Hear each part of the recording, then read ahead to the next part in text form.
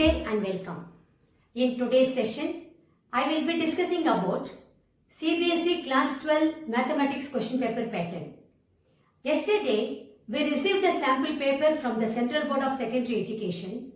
By now, most of you must be knowing the question paper pattern, yet I thought it's better to discuss it once again for the benefit of all the students. After discussing the question paper pattern, let us do together the first 10 one-mark questions from the sample paper. Here we go.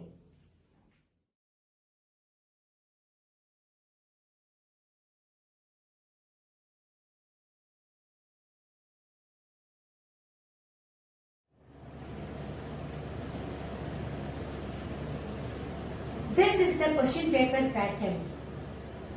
Time allowed 3 hours and the maximum marks 80. This paper will contain 2 parts, Part A and Part B. Part A is for 24 marks, whereas Part B is for 56 marks. So totally it comes to 80. Part A will have objective type questions, whereas Part B will have descriptive type of questions. Both Part A and Part B will have choices, internal choices. You have to attempt any one of the two. In Part A, you will have 2 sections, Section 1 and Section 2. Section 1 will have 16 very short answer type questions. Each question will carry 1 mark. So totally it comes to 16 marks over there. Whereas Section 2 will have 2 case studies. Each case study will have 5 case-based MCQs. Out of the 5 case-based MCQs, you have to attempt 4. So, in each case study, you have to attempt 4 questions. That means it comes to 4 plus 4, 8 marks. So, if you look at it, Part A, total marks come to 16 plus 8, 24. So 24 marks. When it comes to Part B, you will have 3 sections. Section 3, Section 4 and Section 5. Section 3 will have 10 2 marks questions. So it comes to 20 marks. Section 4 will have 7 3 marks questions. So it comes to 21.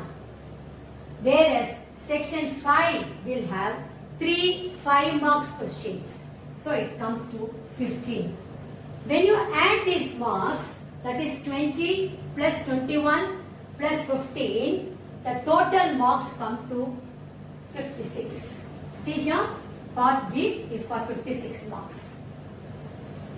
Coming to internal choices, Section 3 will have, that in Section 3, 3 questions will have internal choices. Whereas in Section 4, 2 questions will have internal choices, and in Section 3, all the 3 questions will have internal choices. So in such cases, you have to attempt any one. Okay, so this is the question paper pattern. I hope you got it. Otherwise, you can make a note of it, and see, only when you are clear about the paper, when you face the examination without any difficulties, you will be in a position to attempt the questions. And care should be taken. After completing the paper, you need to count physically and see whether you attempted all the questions. Okay, now we'll pass on to Part A, the first 10 one-mark questions. The first one-mark question goes like this. Check whether the function f from R to R defined as f of x equal to x cube is 1, 1 or not. You know the definition for 1, 1 function. The function f from A to B is called a 1, 1 function only when all the different elements of A should have the different images in B. Only then we call it a 1-1 function. So here you just consider, let f of x1 equal to f of x2 for some x1, x2 belongs to R. What does it imply? How is the function defined? F of x equal to x cube. So here you will be getting x1 the whole cube is equal to x2 the whole cube. This implies x1 equal to x2. Therefore, f of x is 1-1. 1-1 function. Okay. Coming to the choice question, how many reflexive relations are possible in a set A whose n of A is equal to 3? See, you know the formula for the number of reflexive relations in the given set A. So, what is the formula? It is nothing but 2 power n into n minus 1. So, the choice question here, the number of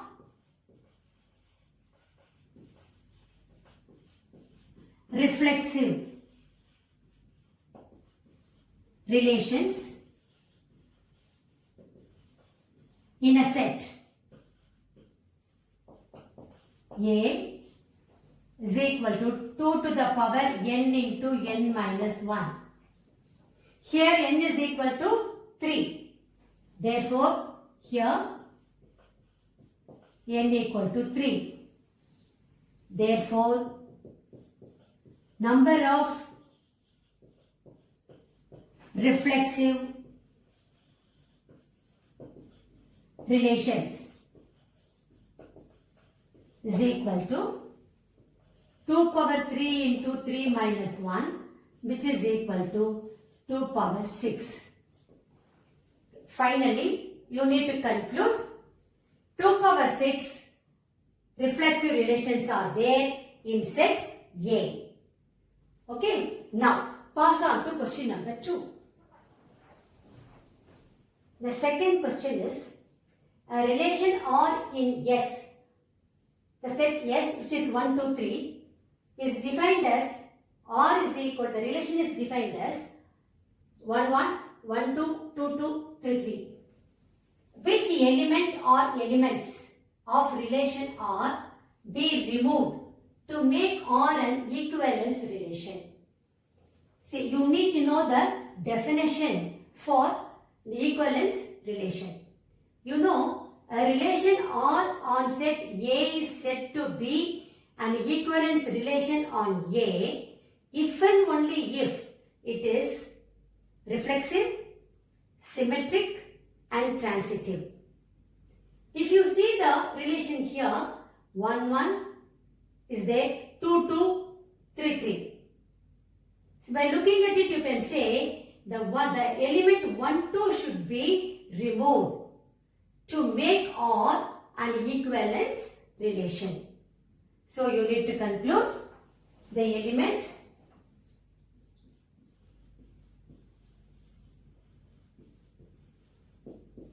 one, 2 should be removed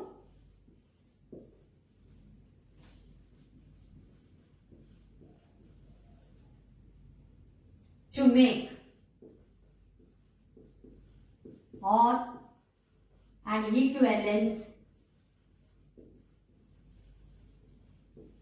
relation.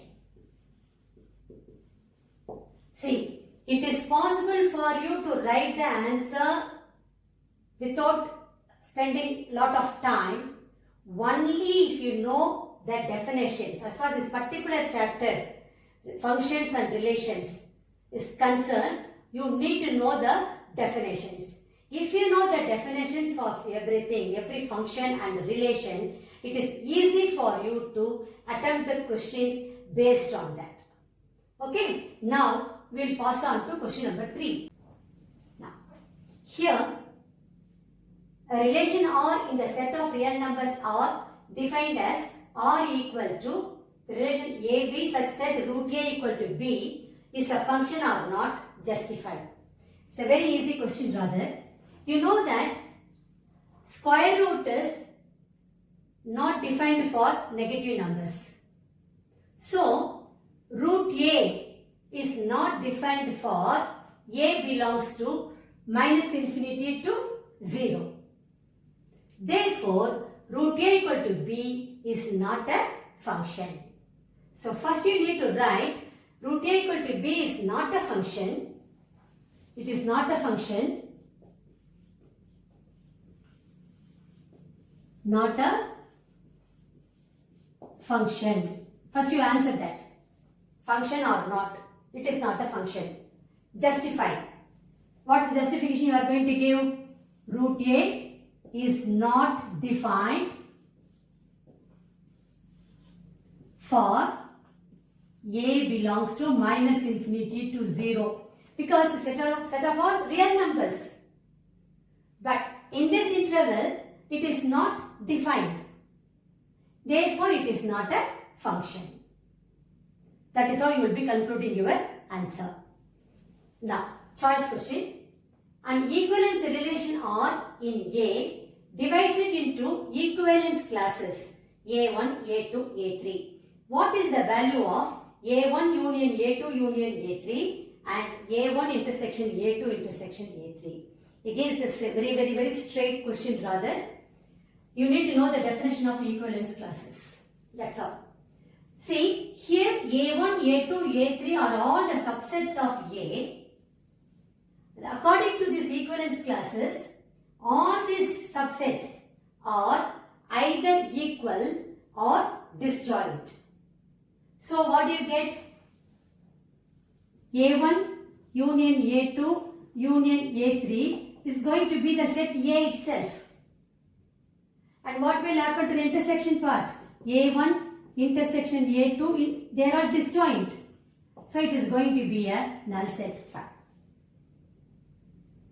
As I told you, as far as this particular chapter is concerned, relations and functions, you need to know the definition of each and every function and relations.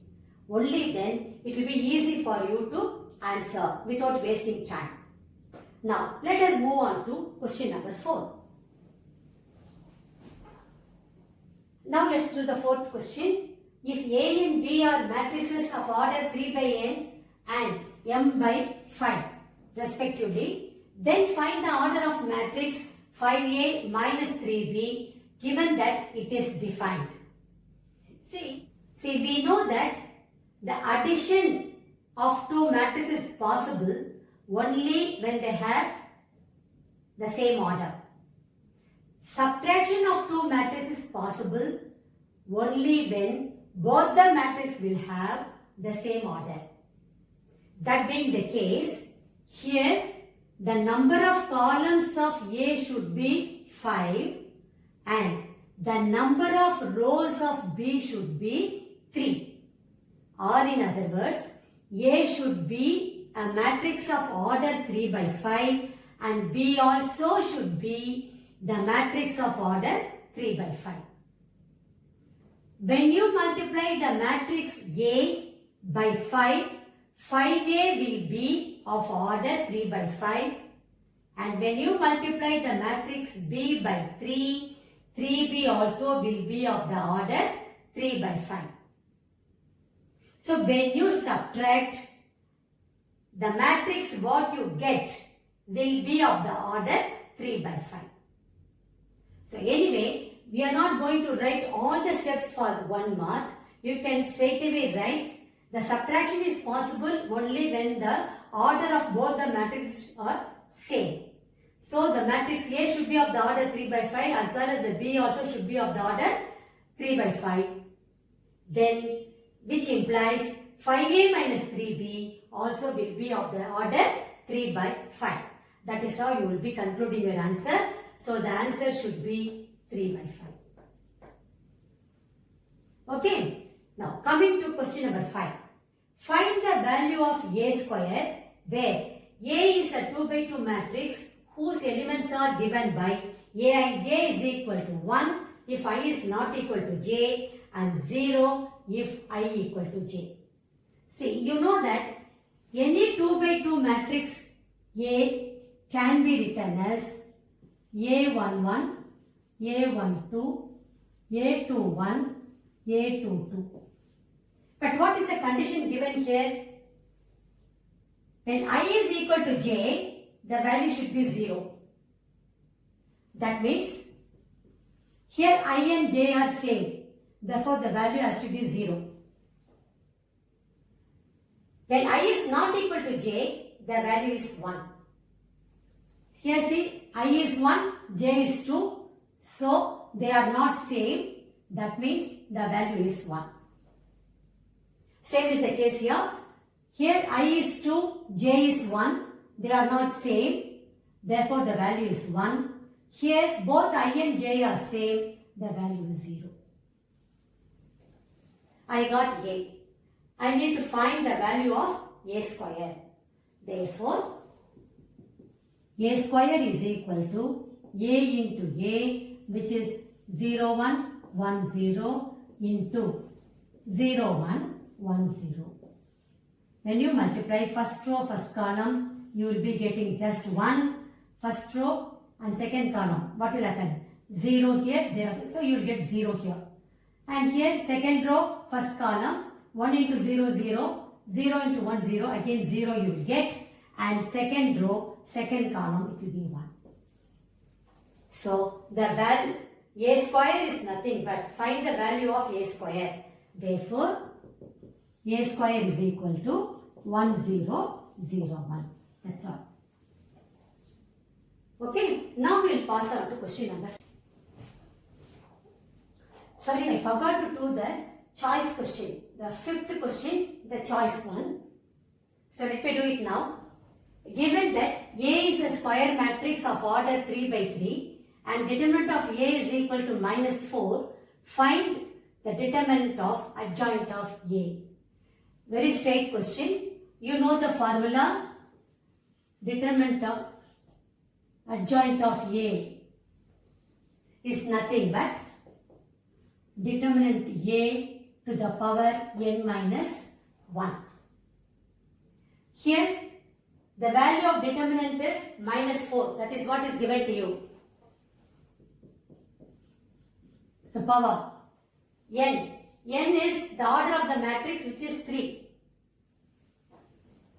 3 minus 1. So, -4 the whole square, which is equal to 16. It's a very, very straight question. Only thing is, you need to know this property. That's all. Coming back to sixth question. A is the matrix Aij, be a square matrix of order 3 by 3 and determinant of A is equal to -7. Find the value of A11 into A21 plus A12 into capital A22 plus A13 into A23, where Aij is the cofactor of element Aij. That is, capital Aij is the cofactor of the element small aij. See, we know how to expand and get the determinant value. Usual method. There is another method. By finding the minus and the cofactors, we can find out the determinant value.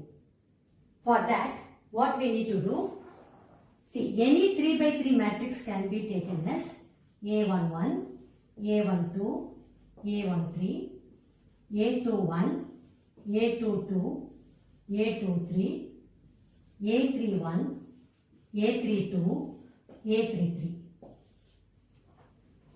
If you are going to get the determinant value of the matrix A, then what you should do, if you are going to get it for the first row, then A11 multiplied by A11, where this is the element, A11 is the cofactor of this element A11 plus A12 into capital A12, A13 capital A13.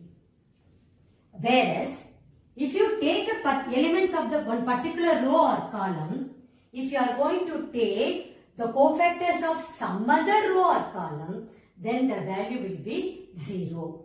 Here what is given? A11, A21 plus A12, A22 plus A13, A23. Here what happens? A11 is the first row element. A21, capital A21 is the cofactor of the second row, this element. Cofactor of second row, this particular element A21. Cofactor of this element is capital A21. In such case, the value of the determinant is 0.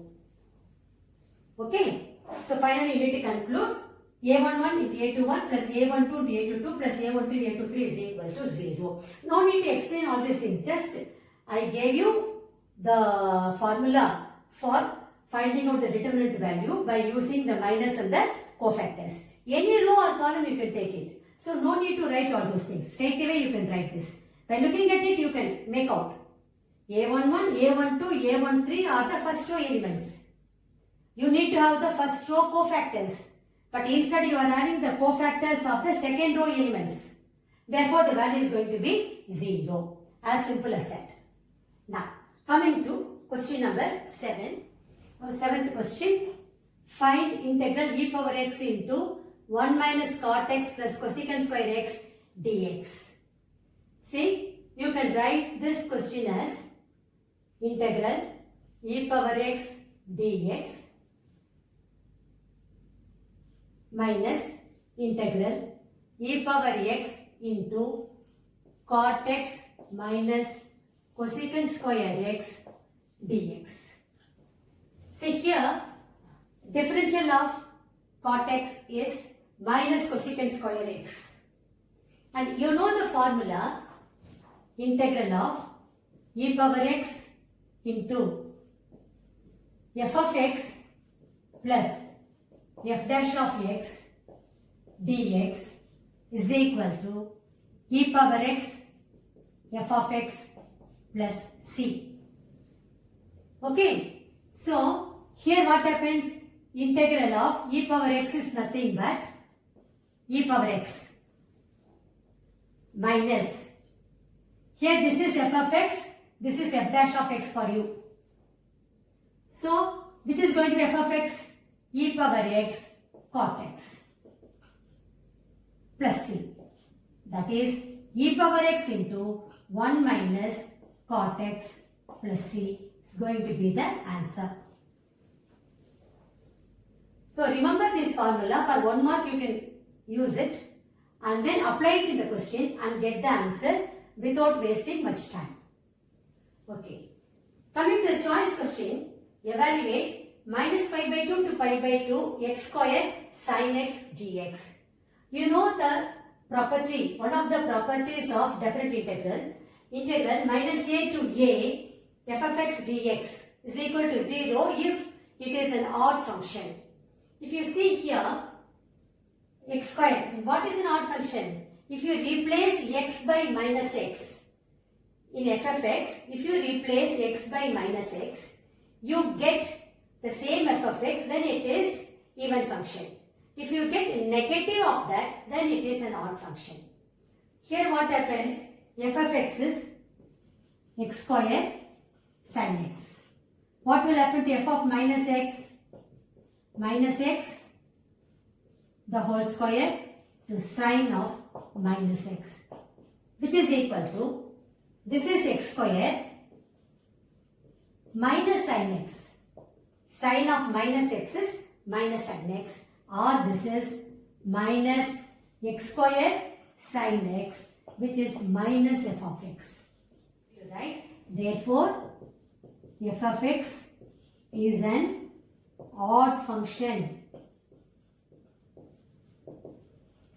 Therefore, integral minus pi by 2 to pi by 2 x square sin x dx equal to 0. That's all. Okay. Now, Coming to question number 8. Find the area bounded by y equal to x square, the x-axis, and the lines x is equal to -1 and x is equal to 1. You know, just draw a rough diagram. That's enough. X dash, y dash. It is going to be upward looking parabola. -1 +1. So this area you need to find out. So the required area is equal to, see, they are symmetrical. So you can write 2 times. So 2 times integral 0 to 1 x square dx. That's all. So what will happen? 2 times x cube by 3, 0 to 1, which is going to be 2 by 3. Square units, very, very important. Since it is an area, you need to write square units. I hope you got the point. This is the area you need to find out. Since they are symmetrical, instead of writing -1 1, you can write 2 times integral 0 to 1 y dx. Y here is x square. So x square dx. And then you will be getting the answer as 2 by 3 square units. Now we will move on to question number 9. Ninth question. How many arbitrary constants are there in the particular solution of the differential equation dy by dx is equal to -4xy square? So given that y is 1 when x is 0. You know, in a particular solution, you will not have any arbitrary constants. Only in general solution you will have, even that will be eliminated. That is, we will find out the value of the arbitrary constants by substituting the given values. So you need to write, in a particular solution, there will not be any arbitrary constants. So the number of arbitrary constants is equal to 0. That should be your answer. Okay? Now, coming to the choice question, for what value of n is the following a homogeneous differential equation? You know, in a homogeneous differential equation, the degree of each and every term should be the same. See here, the degree here is 3. Here also 2 plus 1, 3. Here also 1 plus 2, 3. So naturally, here n also should be 3. So, the value of n should be 3. Only then this particular equation, differential equation, will be a homogeneous differential equation. So that should be your conclusion. N should be equal to 3. Here, number of arbitrary constants should be 0. So that you need to write in sentence form. Now we will move on to question number 10. Now the 10th question. Find a unit vector in the direction opposite to -3 by 4 j cap.